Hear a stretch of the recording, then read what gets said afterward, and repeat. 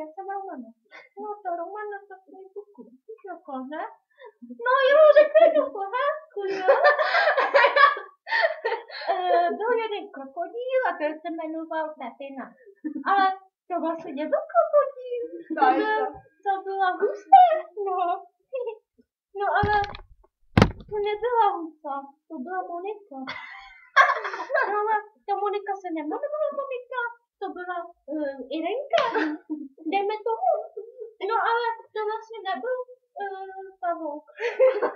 To byl čmela. To byl čmela. No a to nebyl čmela. No nebyl. To byl hrochův.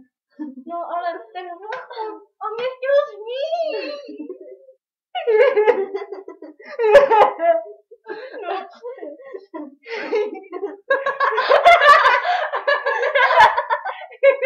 No ale Monika mě zachránila, no.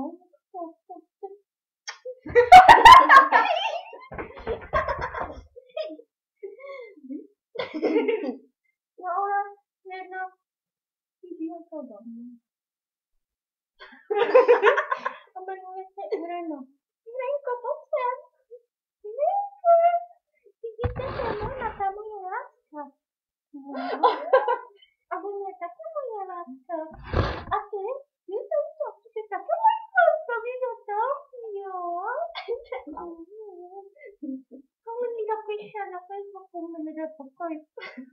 Nedaj, co myslíš?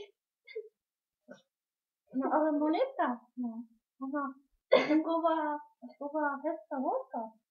No ale jistě plno kluci, ale ona neví, koho si vybrat. A vybrala si mě teda. Mě.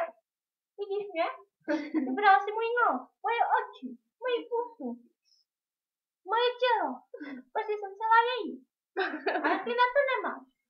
No nemáš. Ta hlava je medicína.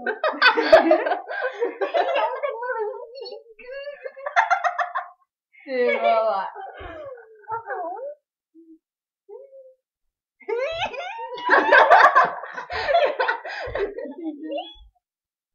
Oni se mi smějou, ale to obočí. Já jsem chtěla vína. Taky vás cerete za mne buzera zauzy? Tak to takhle to stejně, to je propáčné. Šlaku trafu do hlavy, to bude no ale on mi říkal, že se mu podobá.